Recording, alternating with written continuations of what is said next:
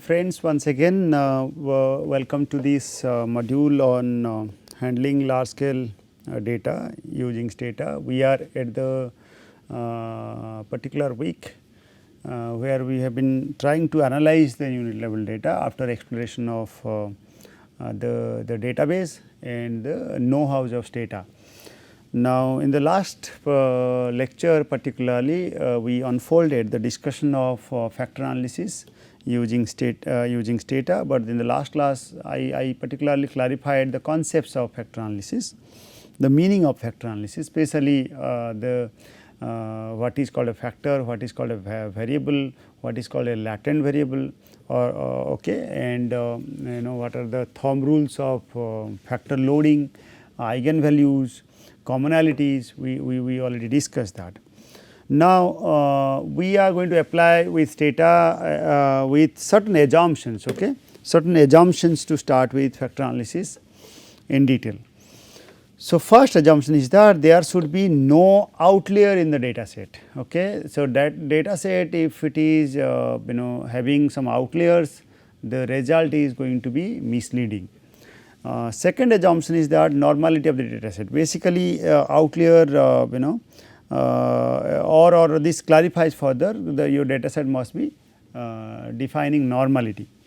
Alright, the sampling, I mean there are some sampling adequacy norms we are going to discuss. The case must be greater than, so far as the adequacy is concerned, and the sampling is an issue of observation. Sometimes for the individual researcher they go for small sampling. Now, how to understand that in this case the sampling adequacy must be greater than, I mean the sampling must be greater than the factors, the number that means the minimum number of variables for the factor analysis is 5 cases per variable. 5, that means it has to be following with 1:5 ratio, that is if 20 variables should have 100 cases. So, the number of cases we are going to discuss or include, if you have 20 variables, so a minimum of 100 cases must have been there to get certain degree of variability, also commonality. But the ideal condition is 1:20 in a large data set.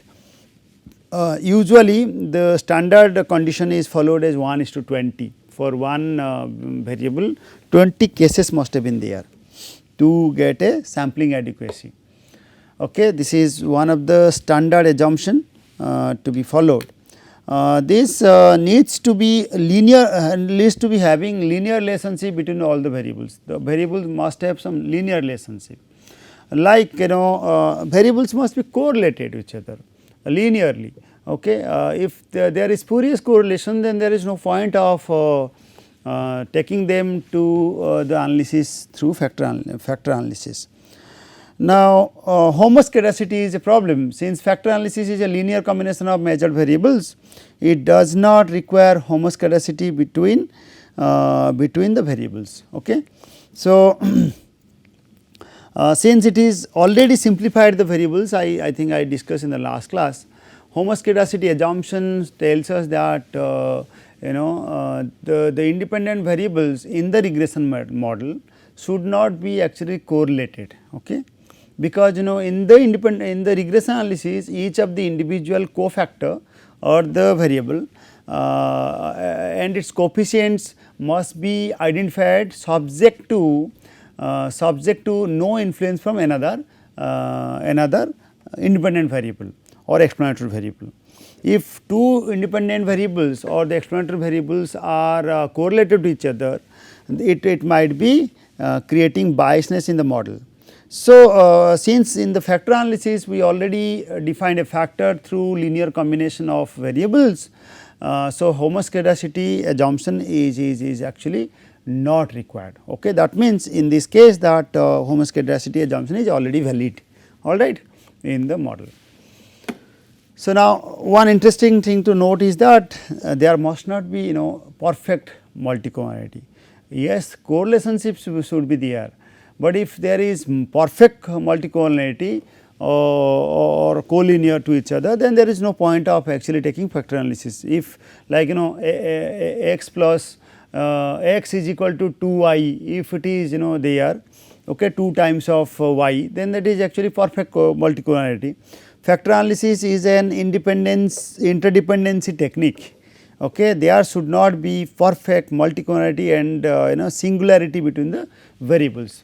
The variables must not be having perfect multicollinearity. Okay. So, like x equal to 2y as I just said, or okay, x equal to 30 plus 3y. Okay, anything is, if it is there, if it is perfect multicollinearity, then there is no point of deriving or reducing the factors through factor analysis. Data should be metric in nature, that means data should be either on interval or ratio scale. Okay. So, if it is non-metric, then it might be problematic for the interpretation as well. So, what are the types of factor analysis? Broadly there are 2 types. One is called exploratory factor analysis, that is in short called EFA, and second one is confirmatory factor analysis. EFA stands for summarizing data by grouping correlated variables. Okay.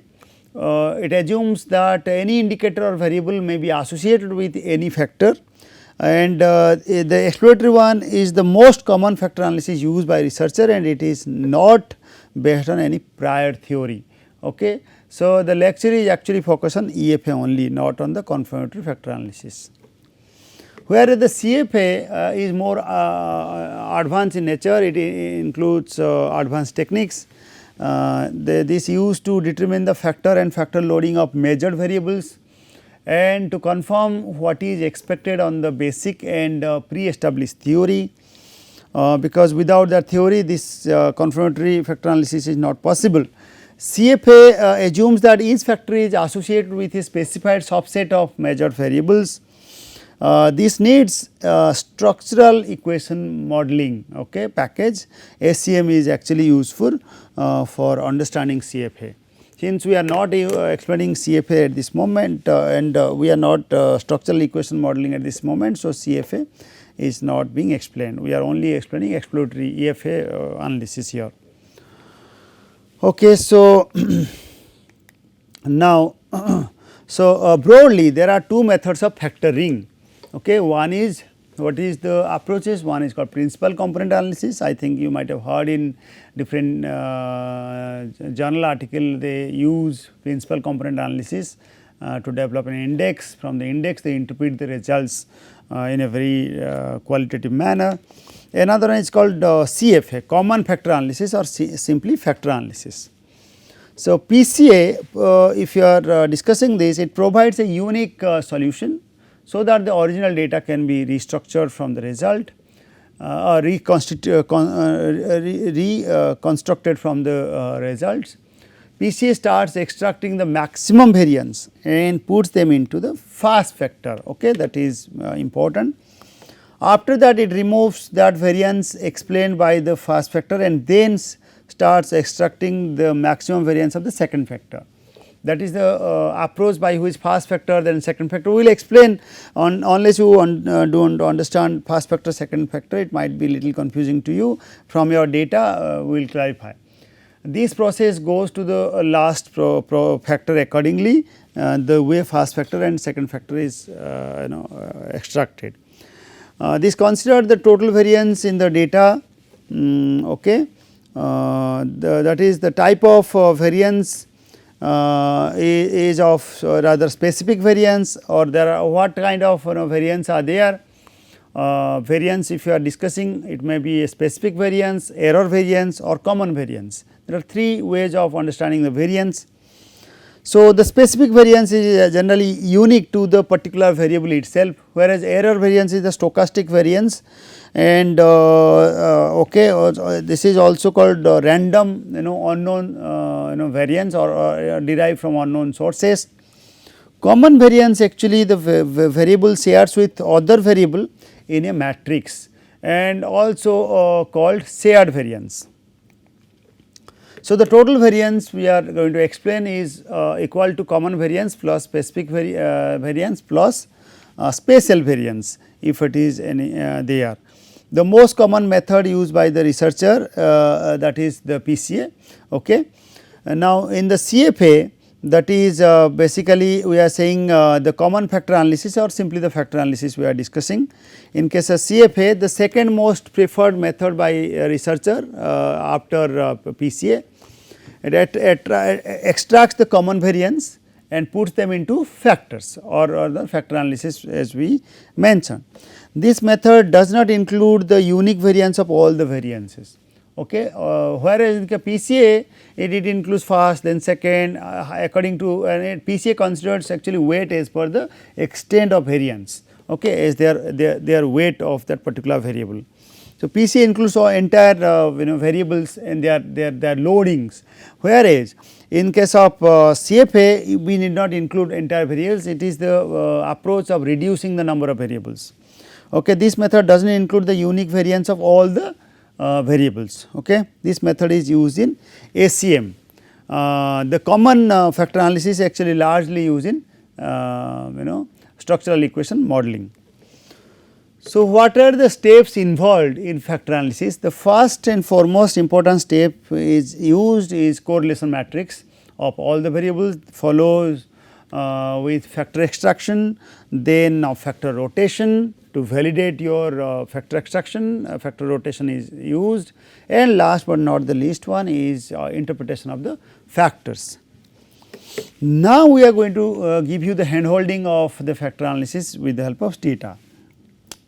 And we are here to suggest you that you should have a data set that should have the data set must contain metric variables, okay, or metric values in that variables. And in order to get this factor analysis through our existing data, we are going to take the help of ISDS, India's Human Development Survey phase 2 household data set, which contains an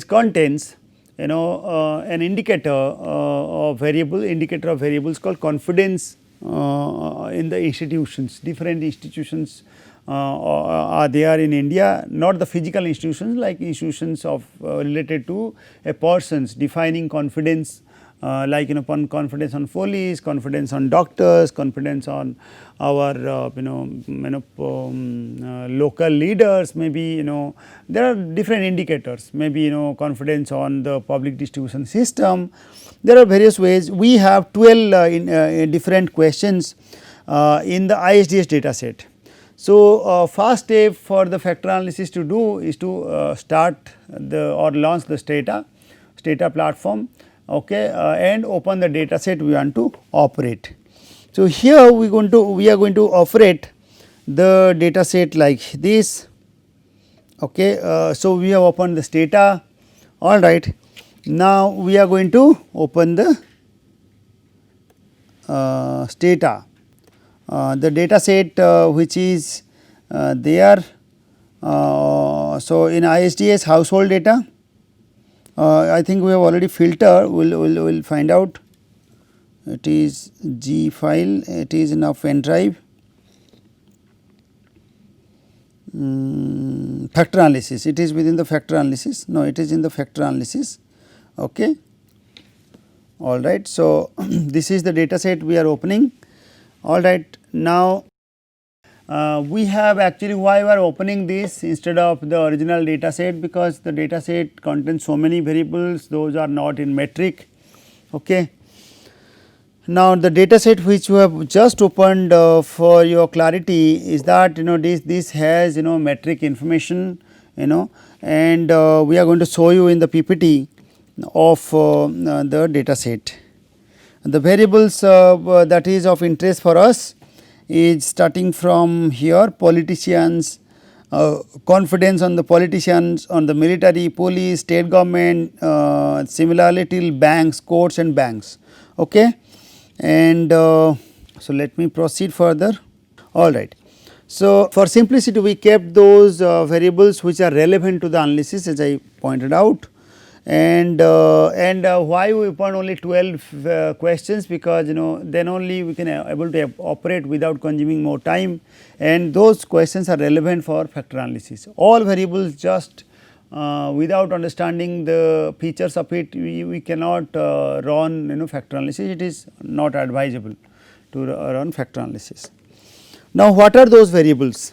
In the questionnaire, in the schedule, if you check from the original schedule which we have already shown to you, there are 12 questions asked related to the confidence in the institutions and under the head of institutions category. So, politicians, they ask a questions to the to the respondent that what is your take on politician regarding fulfilling promises. So, they responded with the help of a great deal of confidence with 1 as the code, then some with some degree of confidence or some confidence is 2 and hardly any confidence is 3. Okay. Similarly, military, police, for all categories, also they ask questions to media as well, village panchayat, hospitals, private hospitals, courts and banks. So, all the records are noted in ISTS data for all those 12 indicators. Okay, so, the construction of correlation matrix first step after opening the data and data. The step here is to have a correlation matrix. First step is correlation, okay, as we already suggested. So, now analyze the pattern of correlation between the variables, that is among the 12 variables we are suggesting, and develop a correlation matrix, okay, and check for variables that are highly correlated. Which variables are actually highly correlated? We want our variables to be somewhat correlated, but not highly correlated. Not highly correlated, as highly correlated variables represent same underlying dimensions. Okay. It means that they are not uniquely contributing to the to explaining the data matrix. So, if it is as I told you, if it is perfectly correlated or perfect correlate is there, then that is also not relevant for running any factor analysis. Okay. Highly correlated is also problematic. If you have some doubts, if doubt on some of the variables and you are confused which variable to be taken, then factor analysis is most useful. Okay.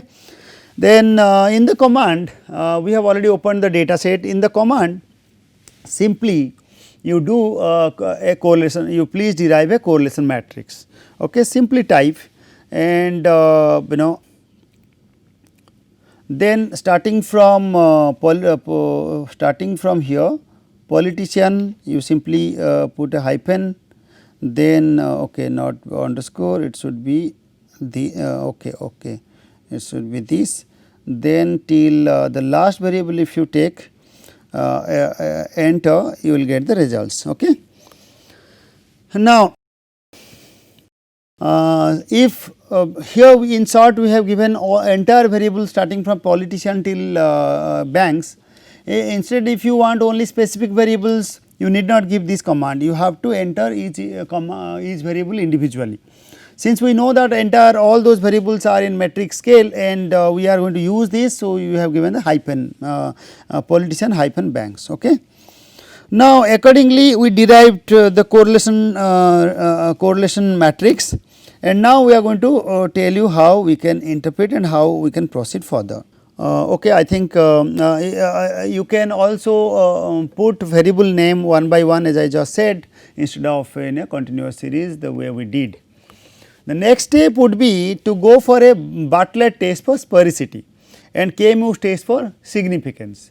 Okay. The extent of variance and what is the extent of variance is acceptable, and how this is useful, and whether the significance actually justify our samples size correctly or sampling adequacy or not is going to be very useful. Now, Bartlett's test for sphericity used to test the null hypothesis. The null hypothesis here, that is the correlation matrix, should be an identity matrix. Okay. The correlation matrix which we defined should be an identity matrix. Okay. But as per our requirement in this case, the null hypothesis should be rejected. Okay. That means our result Bartlett's test for sphericity should be significant. Alright, then only we can reject our null hypothesis that the correlation matrix is going to be identity one. The large and significant value of test statistics indicates that there are sufficient intercorrelation to conduct the factor analysis. The large and significant value of the test statistics, if it is there, indicates that there are sufficient intercorrelation to conduct the factor. This will guarantee that factor analysis is justified, and you can go for conducting a factor analysis. Similarly, KMO matrix, Kaiser, Mayer and Olkin measure guarantees regarding sampling adequacy, whether your sample size you have considered 1:20 or even 1:5. If you are going to take it, we have already discussed that, but there is a particular test. If that boils down to be closer to 1, that is really great. If it is 0.8, it is really 0.8 and above, it is very good, or it is great. If it is 0.7 and above till 0.8, it is acceptable limit. 0.6 is at the mediocre, less than 0.5 is certainly unacceptable. Okay. This is also an important test before running the or operating with the factor analysis. For this test, we need to download the extension in Stata. Why? Okay, this is important aspect to be noted for all of you. You might be confused that all the Stata window may not actually take these commands. Okay, you need to download some of the commands. Some patching must have been done with the original Stata format. Then only it will read. It may not read this command. Okay, factor test we are going to do it. It does not come with by default with the software. You have to download first. Okay. So, help factor test, if you just do that, then help factor test, it will redirect you to a window with some commands. If you just click the suggestions, it will suggest you to install. Okay. Install, here we are supposed to install it, click here for installation. Now, you will get the information like installation is complete. Okay. So, that means you are ready with this command. Alright, factor test command is going to be operational. Now, once that is done, you can run the factor test from with the same variable, since we have already defined a correlation matrix. Okay. So, now you can go for factor test. So, here it is. Okay. Now, from the politician to the to banks. Okay. So, factor test, politicians and banks, if you just enter, you will get the result. Alright. Now, what results you have derived? Very interesting to note that you have derived the significance level, which actually we want related to sporicity. Bartlett test, this is actually the command for Bartlett test as well as KMO. Okay. KMO measure of sampling adequacy. These are two standard tools before factor analysis. Bartlett test guarantees with the fact that your null hypothesis is rejected. Okay. Since it is significant at even 0.01 level, even less than that also it is 0.000.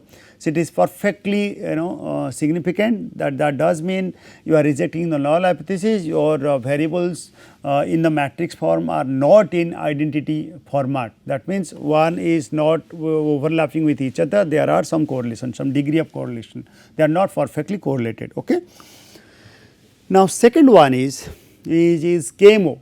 KMO matrix, it defines with the sampling adequacy, the standard range we have defined. If it is less than 0.5, straightway you drop the factor analysis because your sample is not adequate. Now, here we know that we are taking from a large sample size data, it is 42,152. Okay. But for you it might be very less. Okay. And then the number we derive here, it is 0.7 and above.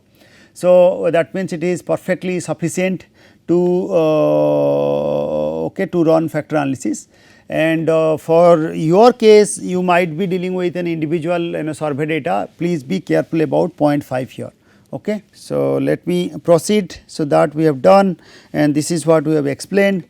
Now, the p value is I have already mentioned, this is also highlighted in the PPT. Variables are not intercorrelated. Okay, it is clearly I mean in the HO suggests that they are not intercorrelated, but now it is rejecting, that means there are some degree of correlationship. Okay. The p value is highly statistically significant, it means that there are sufficient correlation to conduct the factor analysis. Okay. So, the minimum level of correlation is guaranteed by the Butler test. KMO measure is of 0.767, which is the acceptable category as we already mentioned. Now, the step 2 should be followed in the factor analysis is that we have to decide which method to be used for factoring. The principal component analysis is the most commonly used extraction method. Okay. Directly it boils down to some indexes with the help of the principal component. The component carries with the highest amount of weight, and the weight is used for the defining the principal component, defining the index score. Okay.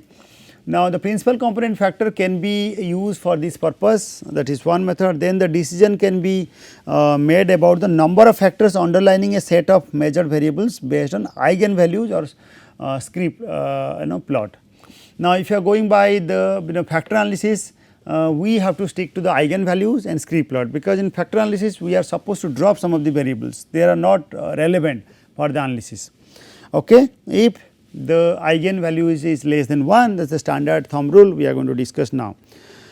So, for the factor analysis with the same variables we have already defined, that our pre-testing of the factor analysis through KMO and Butler test conforms to the fact that factor analysis is doable and can be run. So, for us we are going to explain you with the help of Stata. Now, with the same command we are going to change the factor. Here it will be only factor and PCF, that is two additional things to be added, factor, and here it is comma PCF. Okay. All right, this will give you the result of factor analysis. Now, this is given a random allocation of variables within different factors. Okay. There is no systematic ordering of the factor loadings. We are going to discuss the factor loadings. So, there are eigenvalues, there are proportion or the cumulative value of the eigenvalues is going to be very useful. We are going to discuss with the help of PPT. Okay. So, this is what we derive in the Stata result. So, like you can go through PCF for factor analysis, or you can apply the PCA with the same variables. Okay. PCA is going to define the values of individual respondents with a certain index values after getting the factor loadings, and each of the factor loadings are considered to be certain extent of weight in the PCA. Okay. Now, in case of our PCF, that is factor analysis result, which we have shown you here, like here. This is important to note that eigenvalues, then proportions, how much proportion explain I am going to discuss you in a short while. So, we are using PCF just to identify the underlying dimensions. So, here the common variance is in picture. The proportion tells us how much variation is explained by each factor. How much variation is explained by each factor is actually given by the proportion. Now, each factor like usually the starting factors from the top it list with a hierarchical order, highest the proportion of their loading. Okay, that gives the highest factor value. Okay. Basically the factor 1 has highest proportion of explanation. Okay.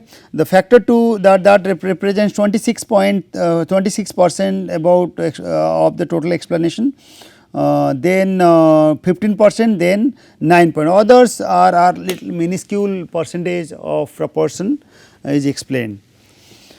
Now, we are looking for an eigenvalues with the value above 1. So, in this case it is highlighted these three are having more than one eigenvalues, alright. They already explained. So, to our concern here is to is how many factors to be extracted. So, based on okay. So, the three factors based on the eigenvalues, three factors are extracted. I think in the regression I mean in the factor analysis result of the with the help of stata already identify that till factor 3 we have the loadings identified by the factor analysis, alright. Now, these three are actually being explained and each factors with their individual loading is actually mentioned. So, which particular variable has highest loading can be defined. Instead of if there are so many factors you might be confused, we should actually I mean put them in an order. Okay. So, let us proceed further to put them in order. So, here we can see that stata has already written 3 factors based on the eigenvalues. Okay. So, uniqueness is what do you mean by uniqueness in the okay in the result. Okay. The uniqueness is percentage of variance okay, of that particular variable that is not explained by the common factors. The common factors which we have taken here, the 3 factors we have taken here, these are 53% of that particular variables are not actually explained by the 3 common factors. That means 1 minus the common factor actually explains how much of the percentage they have explained. Okay. So, that is nothing but called the commonality. Okay. 1 minus the uniqueness. Okay. 53% is not explained, that means rest is actually explained by the factors by the 3 factors. Okay. So, that is basically called commonality. Now, another standard rule we must be very careful about it. The value of uniqueness more than 0.6, value of uniqueness more than 0.6 are generally considered high. It means variable is not well explained by the factors. Okay. Anything that is more than 0.6 that is not explained by the factors. Now, you can see this is one, this is another, this is here third. Okay. They are not actually clearly explained by these 3 factors which have been identified by the eigenvalues or even through the scree plot also we are going to discuss it. Another method for looking at the factors to be extracted is scree plot. Okay. The scree plot is actually line plot eigenvalues of the factors and the principal component of that analysis. Okay. So, after this result in the stata you can simply write down scree plot. Okay. SCREEPLOT, alright. So, if you do it you will be I mean the result in another window with the scree plot will be derived. Okay. Usually it okay, here is the scree plot, alright. Now, question here how can I identify the eigen label which according to that we defined the important factors, 3 important factors that can be benchmarked with the help of our command. Here is the command. You have to specify in the y axis we have taken eigenvalues, is not it. So, your scree plot with y line that is at one level, 1 is your eigenvalue level. If you can highlight that will give you the result. Okay. So, this is y line basically this then where is that. Okay. Okay. So, script y line then within bracket 1 okay, and this gives you a benchmark level of your understanding regarding the important factors. Okay. Now, this is derived, I think you guys can able to do this correctly without any problem. Now, that we have already discussed, this is how it looks like, and we have also given you in the PPT. We operated through the stata and factors having eigenvalue greater than 1 will be retained, the factors above the red line will be actually that is basically above the red line with more than one eigenvalues here, more than one is actually retained in for the factor analysis. The third step that is important for validation also, for further validation of your result, that is 3 factors though you have defined, how could you able to validate in different context. Okay. This is one form of validation called factor rotation. Once you obtain minimal number of factors, you have to interpret them. Factor rotation makes interpretation more meaningful and easier. Okay. If factors show cross loading, more or less similar factor loading in more than one variable, in this case orthogonal rotation will be very helpful. Okay. That means if factors show cross loading and more or less similar factor loading in more than one variable, similar factor loading, as I already said, there are different factor loadings. If similar is there, then orthogonal rotation will actually clarify which factors are going to be better. Okay. If nothing changes with orthogonal rotation, then there might be correlation between factors. If still the factor loadings remain same, factor loadings, if it is same, then factor rotation is important. But if it is not changing after factor rotation also, in this scenario oblique rotation actually works. Okay. So, now oblique rotation and the orthogonal rotation vary marks which we mentioned, some clarification has already been given in this slide. Simply commanding rotate to stata will actually gives results of orthogonal rotation, like here simply after that you write down rotate, you will get the result. Rotate, it gives you the rotated matrix, okay, of the factor loading. All right. So, it clearly retain with rotated factor loadings. Now, but one of the problems of rotate command is that it does not show factor loading in order. Okay. So, the factor loadings are not in order.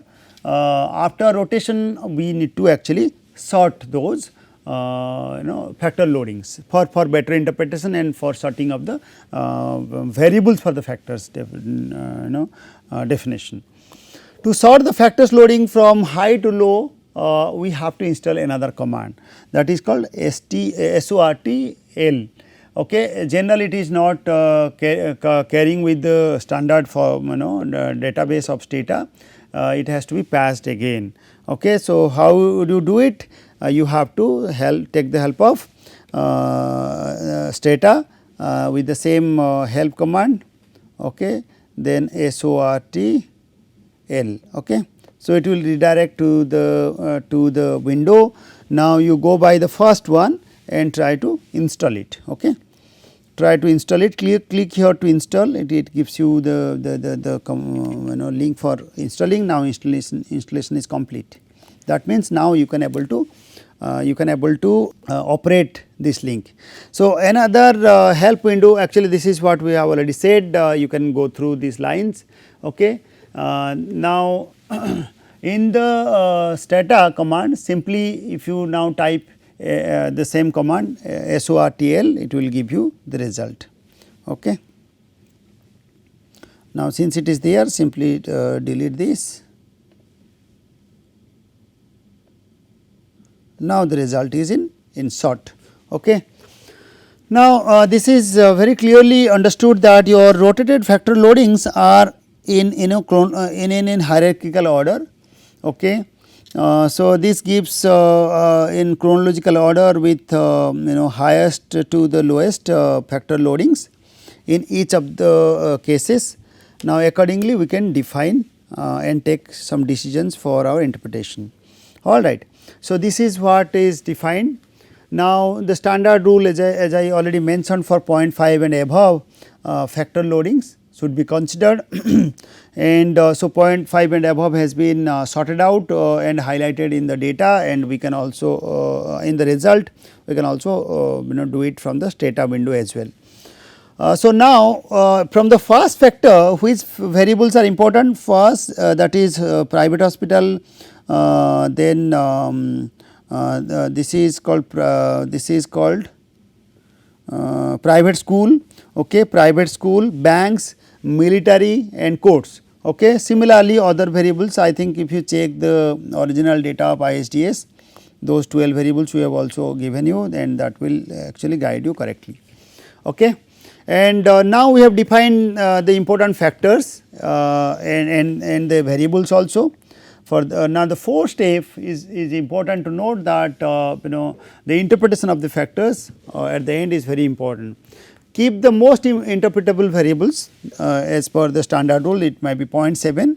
If the variable says factor loading more than 0.7, it is very good, it indicates that the factor extracts sufficient variance from that variable. Otherwise 0.5 is the standard benchmark. Below that I think factor loading is not suggested. Okay.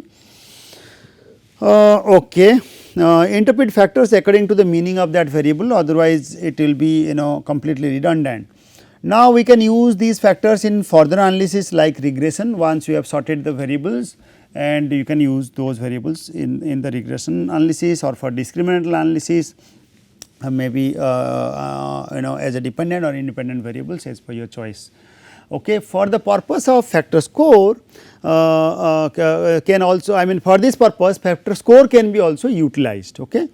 Factor scores can be defined with predict. Now if you simply predict, since 3 factors are there, predict F1, F2 and F3 with this command, you will get the result. Okay.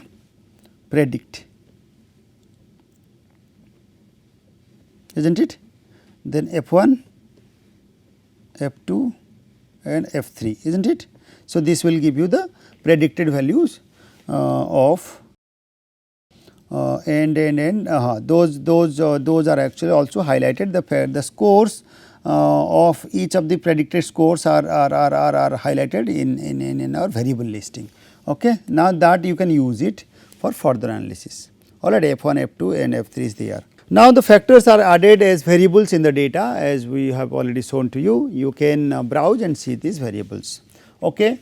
Now, a detailed analysis we have made with the help of Stata, and those factor scores are usually very helpful for regression analysis, and you must take the use of it. Now, one important serious aspect of factor analysis is that please take care of your sample adequacy, please take care of your sphericity, okay, and the assumption behind the sphericity. Then also try to look at the benchmark level of each of the indicator we mentioned. Then with that there will be no problem with the factor analysis. Okay. With this I think we have explained factor analysis with the help of Stata very clearly, and we should close the lecture here. Thank you.